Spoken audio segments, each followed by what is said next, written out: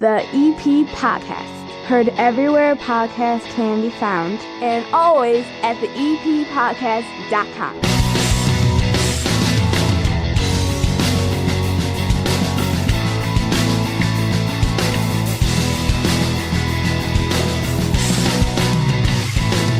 March 30th, 1981. I had to look it up. I was 4 years old. That is the last time a sitting or former president of the United States of America was wounded in an assassination attempt. And the only reason I bring it up, and the only reason I was thinking about it this week, is that Secret Service agent Tim McCarthy grew up on my block. And at 4 years old, his mother was still there, and it was a media circus up and down Spalding Avenue between 80th and 81st Street. He lived right on the corner of 80th and Spalding, and he took a bullet for Ronald Reagan. And I had not thought about that memory until this week. Now, I get into all of this, but this is a local show. This is the EP Podcast, so instead, we're going to take 30 minutes and talk local. A story that only matters to Evergreen Park and some of Beverly, let's be honest. The water boil order last week.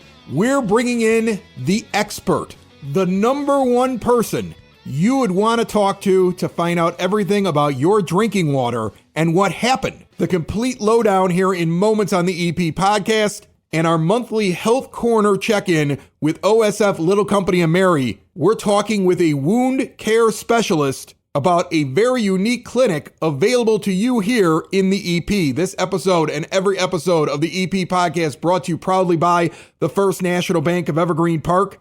Located in that iconic building at 95th and Pulaski, you get free ATMs nationwide. Any fee charged, they're going to put the money back in. There are no overdraft charges, so you never have to panic because guess what? We all make mistakes. The online banking tools are superb. And when you're like me and you got 3 kids and you're taking care of their accounts and yours, one's on their way to college, another one just a young kid trying to figure out what it means to save a dollar. We're all linked up. Everybody's getting statements.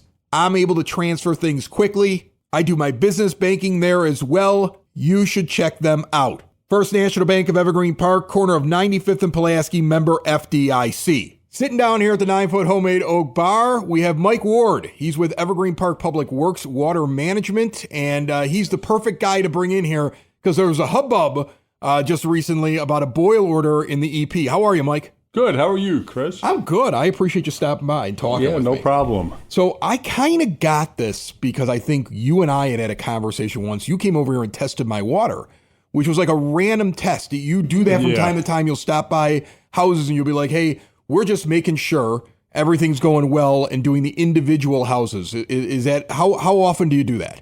Well, I sample every week, required by the EPA.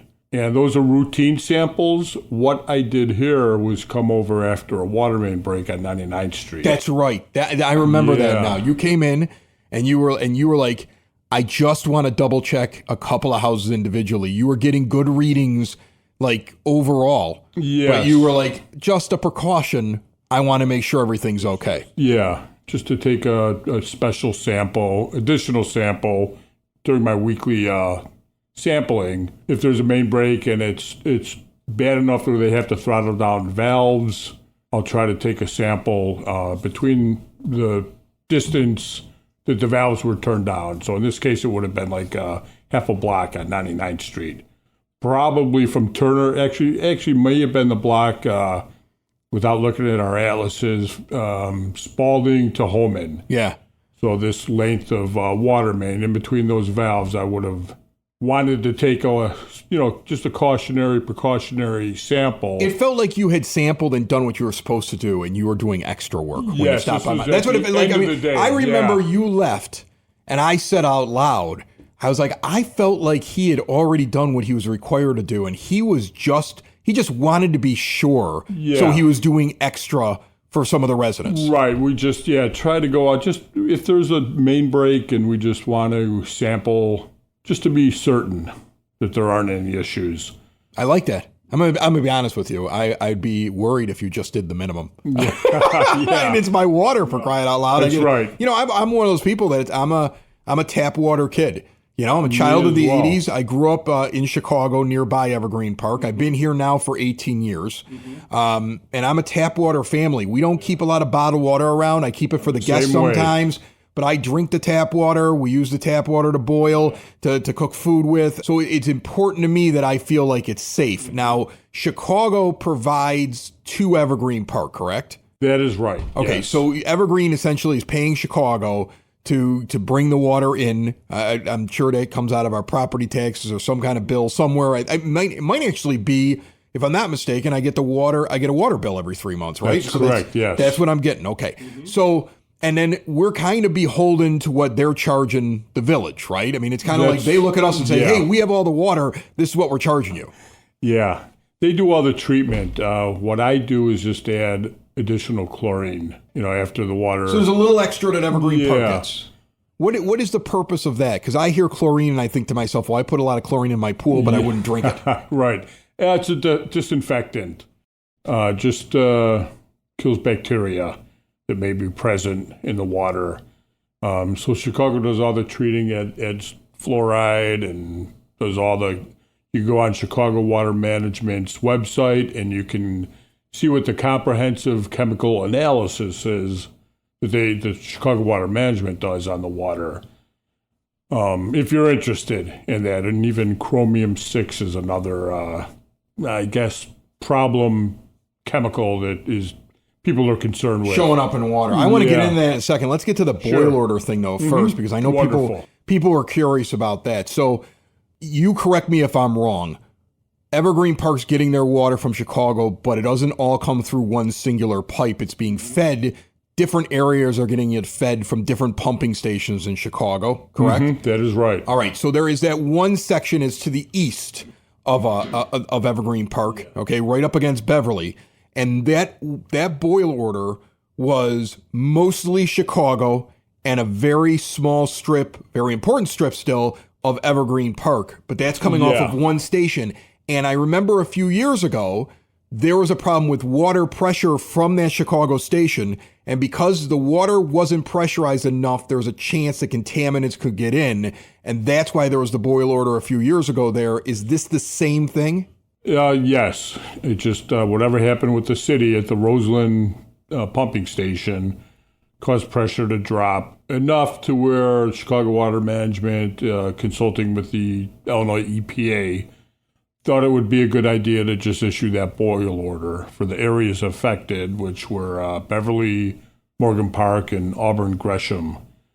The reason that those few houses on California were included in that boil order is for whatever reason they get their water directly from the city of Chicago and not Evergreen Park's water distribution system. Okay. So they may get a bill from Evergreen Park, which is your garbage pickup. But I think as far as water and also their sewer charges are from Chicago. So for whatever reason, those homes in Evergreen Park. How the pipes were made. The pipes were not made exactly with the borders. Yeah, just on that stretch, their water comes from the city of Chicago.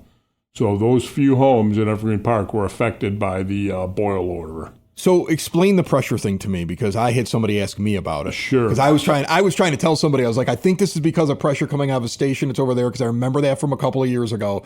And they're like, well, why does pressure make a difference? And I was like, I don't know. Like if the water slows down, more stuff comes out of the pipes. Like I couldn't figure it out. Yeah, I think when a pipe becomes unpressurized, contaminants can then enter the pipe from the ground. When a pipe is pressurized, if there's a break in the pipe, water moves so fast it's not getting through the crack and getting it.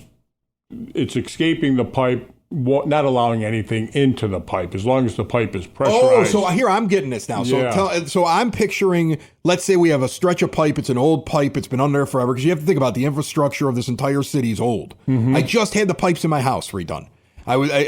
We had a leak where what happened was the drain pipe underneath the kitchen sink broke, and so when you were running water in there, it was dripping into the basement. So then I had a plumber come over, and as he removes that pipe, another section of pipe in the house just falls. No. And he's like, oh no, it's not connected anymore, because the pipes in the house are so old that the rust, like where everything's screwed in, it's all come loose, and there's these cracks and there's these openings. So he redid the whole thing with PVC pipe. He's like, I've already got to open up your wall in 2 places. Do you want me to finish this? And I'm like, yes, just finish it. So we did the whole thing, and now it's all redone in there.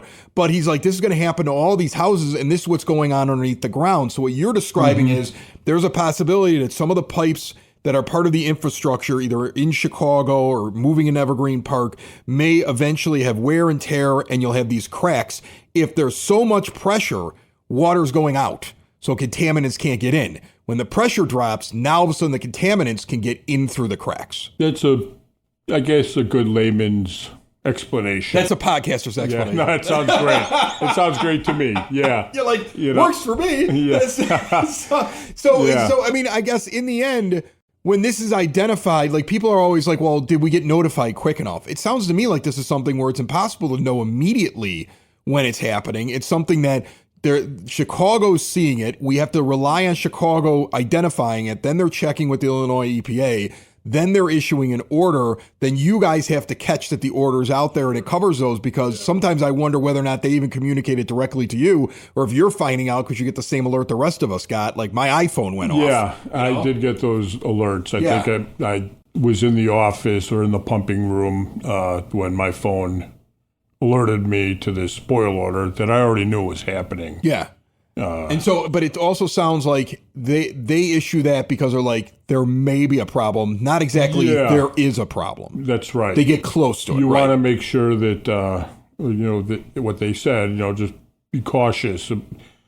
Abundance of caution. I'm not a big fan of that term, but I understand why people use it, just to alert people that there may be an issue and to boil your water.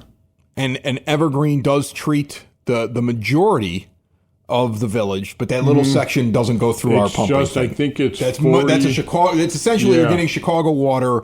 If you're in that section, you're not getting it passed through Evergreen and then out to the rest of the village. Yeah, they're directly from the city of Chicago and that Roseland pumping station. So now here's what I want to ask you, and I'm very curious about this. I saw a comedian by the name of Jimmy Carr, who tells dirty jokes from time to time, but he was on a podcast, and he made this comment, which has stuck with me for the last 6 months, I think, since I heard it. And it was, there's 6 billion people in this world, and in total, there's been about 10 that have walked the face of the earth.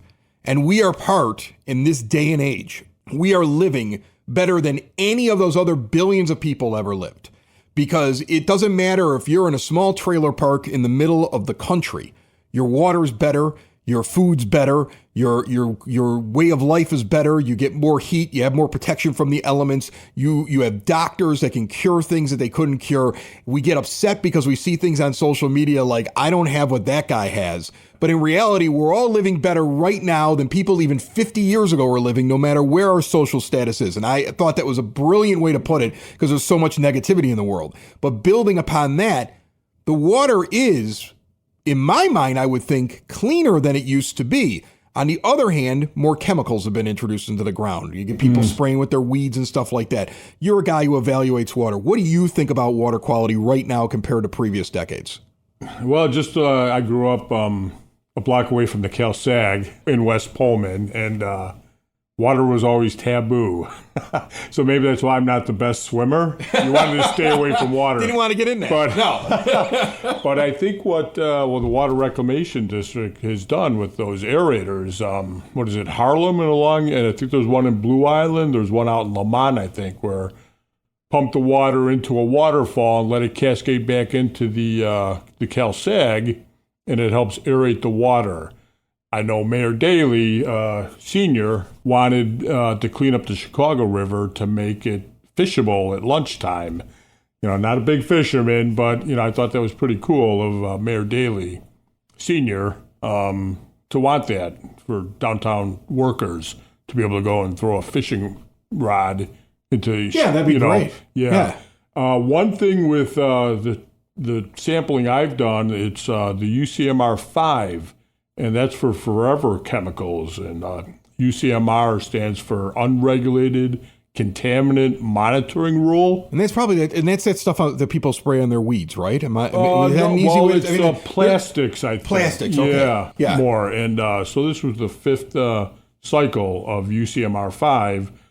And at least with Chicago, Lake Michigan water, no chemicals, no trace amounts of chemicals were found in the water. One explanation that I've heard, I don't know if it's true, is that the cribs in Lake Michigan are 2 miles out into Lake Michigan, and that is maybe helping. That's protecting. Yeah, you're not. I think some other communities, their intakes for Lake Michigan are closer to the shoreline. So whoever thought of building the infrastructure for the city of Chicago years ago, it was a brilliant idea to move the two cribs. They put them further away, further out. Yeah, it kind of protects the water a little bit more. Yeah. And that is interesting to hear because I have a journalism degree, but I was a history minor, and I loved doing Chicago history and taking Chicago history classes. And it was as if some of the greatest engineering minds were thinking long term. Sure. Like, what will this place be like in 200 years? They were designing a lot of the infrastructure in the city, and there are still some amazing ways that Chicago's set up. So it's good to hear that the water is better. Like, I get that report from you guys. I don't want to keep you forever. So I'll finish up with this. We get this report every year in the mail. I can't read that thing. So I'm curious what you think of it. You're somebody who understands what all those numbers are when the annual water report comes out.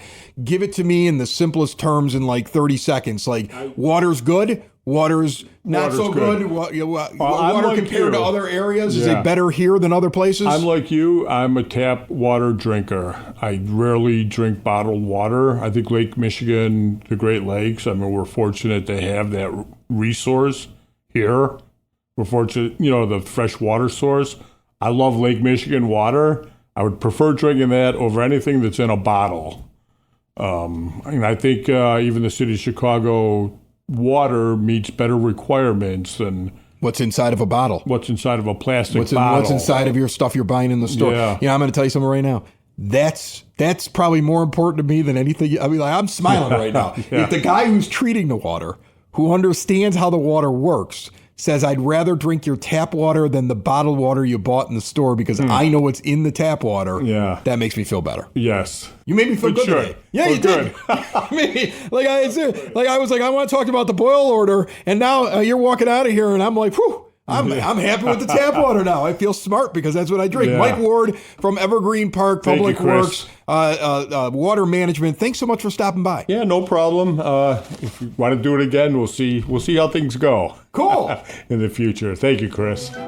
Building relationships, supporting the community, and service.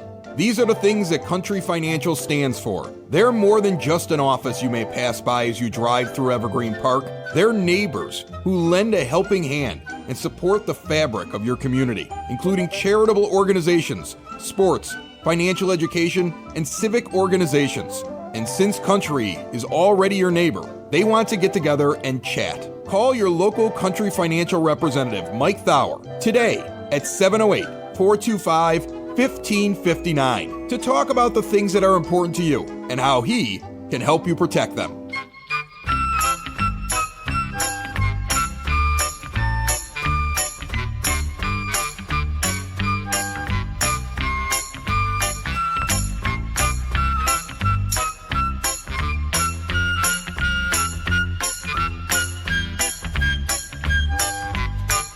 It is now time for your EP podcast, Word on the Street, brought to you by Spoken Vine Wine Bar and Bottle Shop, northeast corner of 95th and Kedzie.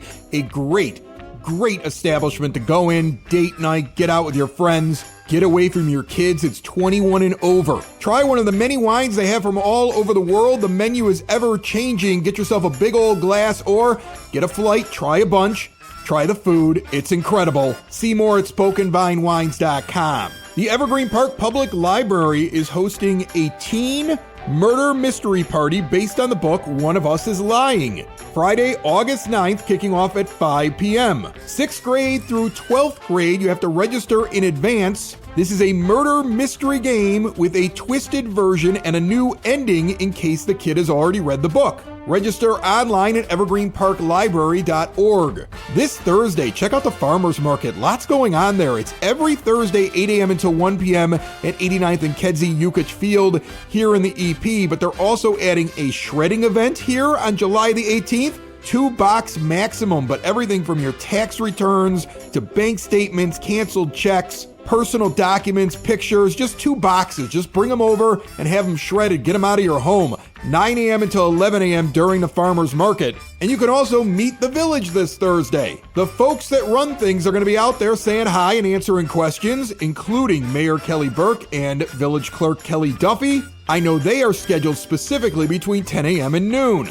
And there's sidewalk chalk for all the kids, 10 a.m. until noon at the farmers market this Thursday as well. They're adding kid activities to the market. I would worry about the weather, but it just feels like the big giant storm comes at night, and then during the day it's beautiful out. Definitely not a simulation. I mentioned last week on the EP podcast that I saw a lot of crazy videos, especially after the 4th of July weekend, people doing stupid things and injuring themselves, and I thought to myself, well, we need to have an expert on to talk about what to do when you have an injury, a wound, let's say. You've hurt yourself, possibly doing something dumb. And if you're in Evergreen Park, there is a wound care facility that is here. It's part of Little Company of Mary Hospital. And from that facility, Dr. Igor Altman joins me right now. How are you, Doc? Oh, I'm doing great. Thank you, Chris. So I didn't know that you had this. So first of all, just so I get it, as we're talking about this, Little Company of Mary has a specific, what is this, like outpatient? It's like is it like an urgent care? No, it is not an urgent care center.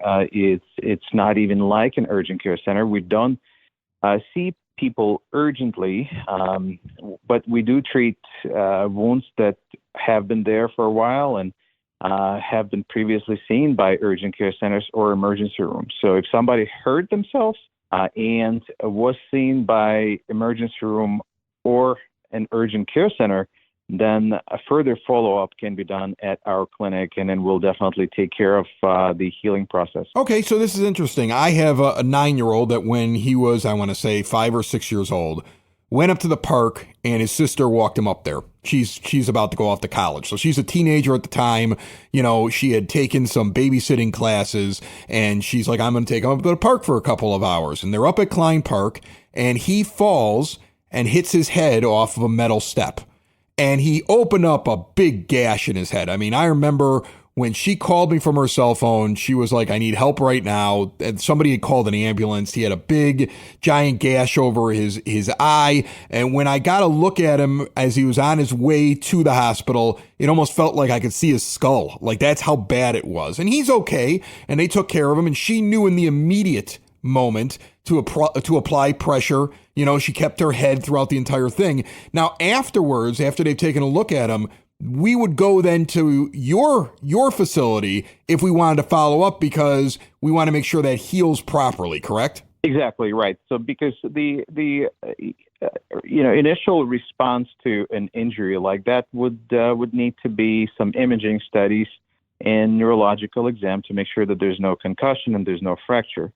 Also, if it's a huge gaping wound, it may need to be sutured together.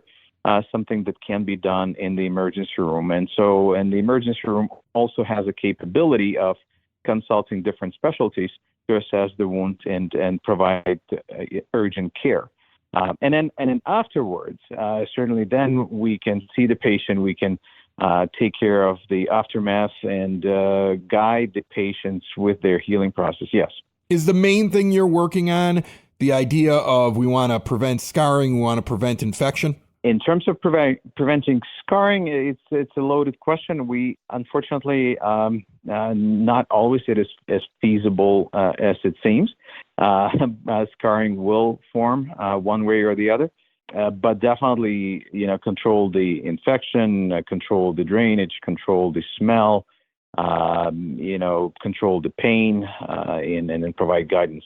Now, this type of wound that you mentioned is a traumatic, emergent situation that some people get into, but there are many other wounds that we treat, and we can definitely discuss that as well. Yeah, give me a couple of examples. Like, what are you seeing the most? Well, this time of the year, fortunately and unfortunately, is really no different from any other type of the year. Burn injuries, for example, we do not treat much of because we are not a certified burn center. Those patients would need to go to places like Loyola or Cook County Hospital where they do have dedicated burn centers. We do treat minor burns, but then we assess those as well, and then depending on our comfort level as well as the benefit of a patient, we then defer it to either we treat it or we defer it to a burn centers.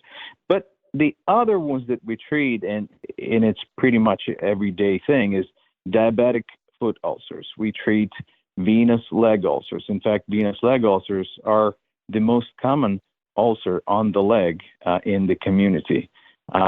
We treat pressure injuries, people that are immobilized, paralyzed, and develop those pressure injuries on their bony prominences.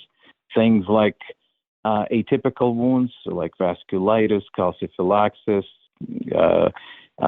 cancerous lesions, things that don't really heal and need some assistance with their management, lymphedema or swelling legs. Those are the types of wounds we see pretty much every day. So how do you go about this process? Because I find this interesting. Like, essentially, as I'm following along with this, and I'm sure all the listeners are as well, if you hurt yourself, go to the emergency room. Like, first you go and you take care of it. And I would assume you would say you're bleeding, you apply pressure. I'm sure that there's advice you give for burns and different things in the immediate while they're getting themselves to the proper caregivers. And then what you have is after it's all said and done, or if you have other injuries that aren't as immediate as those traumatic injuries, you have people that have these issues and they come into you and you're spending time just making sure it's clean and that they're maintaining it right. Is it a lot of trying to remind people to be a good patient? Like I've done physical therapy before, and I know the biggest problem with me is remembering to do my exercises at home. Is it a lot of you saying, okay, we're going to fix this, and then when you go home, do better? Is that a lot of it? Well, a lot of it is counseling. You're absolutely right. Compliant care is what we really ask the patients to do. When we say change the dressings twice a day, we mean it. When we tell patients don't quit smoking, we mean it. When we tell patients, okay, how about we improve some hydration and nutrition, add some extra protein with every meal, take some vitamins, multivitamins, vitamin C. There are many other things that could be added to promote healing. And not only did we educate patients, but we also educate their caregivers, whether it's family members or nursing staff that comes to their places to assist with wound care needs. So wound care is a very dynamic field. And so when we see people for the first time, we may decide to use a certain type of dressings and certain wound care modalities. But then as the healing process goes on, we then, modify our wound care approach, as necessary. You mentioned vitamins. You mentioned eating different kinds of foods. You mentioned stop smoking. So the body is an amazing thing, which and it has healing properties. But what you're saying is the healthier you are, and the more fuel you're giving the body and taking out some of the things that may be harming the body, you have a better chance of healing. Am I getting that right? Is the smoking thing also because like the smoke in the air could make it harder for it to heal, or is that just another part of trying to keep them healthy? No, smoking has been shown to slow down the healing, not only the first-hand smoking, but also a second-hand smoking. So not only the patients would benefit from quitting, but also smoking cessation of their partners is very important. It has been shown that one cigarette can slow down the blood flow to the affected area anywhere between 20 minutes to 2 hours. So if somebody is down to 5 cigarettes a day, potentially they can limit the amount of blood flow coming to the healing area for 10 hours a day. So in our eyes, it's either all or none. People a lot of times will come and say, Doc, I'm so good, I'm down to 5 cigarettes a day. Well, that's great, but we want this out completely, not only for the healing process. Certainly during the healing process, it's very crucial, but also long term. There's really no benefit to smoking whatsoever. Now, as you mentioned earlier, your facility and what you're specializing in is dealing with people as after the initial thing, after the initial injury, illness, whatever caused the wound, you're helping them maintain, do the right things, heal properly, which is all wonderful. I think that's great. I never even was aware of something like this. I figured they wrap you up, they give you some instructions, you go home, and you try not to get the wound wet, and you hope for the best. That's how I always felt that it went. So I love the fact that Little Company of Mary has this here in Evergreen Park. The other thing that I wanted to mention here is not only that we provide wound care with the wound care modalities, but also we have 2 HBO chambers in the clinic that are utilized for treatment of various FDA-approved indications. For example, diabetic foot ulcers. We treat failed flaps and skin grafts. We treat radiation-induced hemorrhagic cystitis, where people had, let's say, prostate cancer and required radiation therapy, and then years later develop bleeding in their bladder and then see blood in their urine. So HBO therapy or hyperbaric oxygen therapy is used to treat that. We also treat other indications in the chambers, such as acute arterial insufficiency, traumatic wounds that you mentioned. Some of those wounds, car accidents, may cause arterial insufficiency or interrupted blood flow to certain areas of the body, and so HBO therapy is indicated for that as well. So, I welcome clinicians, their referrals, as well as patients themselves to visit our site at Little Company of Mary. All of that is described there. Are there any tips you can give somebody before they get to you in those initial moments when there is an injury or a burn or some kind of wound where they're trying to consider to themselves, is this worth going to the hospital, or what can I do to help the person that's hurt? Do you have any kind of tips? Is it just stay calm and call 911, or is there something else they can be doing? Well, it really depends on on what caused the wound and how bad the wound is. But certainly, the initial steps when trauma happens, it would be control the bleeding, meaning that put pressure on that area, and the pressure needs to be held 10 to 15 minutes. I'll tell you from my experience in the hospital, when there's something is bleeding, you put pressure on it, and then you hold it for 1 minute, and it seems like you've been there for 30 minutes already. So it's crucial to actually time yourself. When you put pressure on a bleeding spot, look at the watch, look at the clock, and make sure that you are holding that pressure for 10, 15 minutes. Make sure that you also elevate that area so it's above the heart level if possible. You can also try to apply ice over that area, because ice vasoconstricts and limit the amount of blood flow to the area at that point, because you're trying to stop the bleeding. Sometimes, people with varicose veins, that's something that we see frequently. Those varicose veins tend to be very fragile, especially when with increased temperature. For example, somebody's taking a shower and the water is hot and they're scrubbing their legs. Very bulging, protruding vein may spontaneously rupture and bleed. And those bleed a lot, to the point where the bathroom and the area looks like a crime scene. It definitely freaks people out. It's not something that people are used to be seeing, and so they invariably call 911. But in reality, what needs to be done again is put pressure on that spot, elevate the leg, and then just let the bleeding stop. It will stop.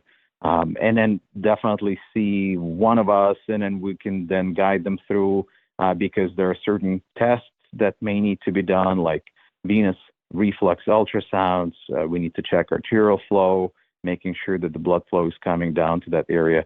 Also designed the plant for proper compression therapy, referrals to different specialties like vascular surgery, lymphedema clinic. Not only that we provide care ourselves, but we also triage people through the appropriate channels in the medical realm.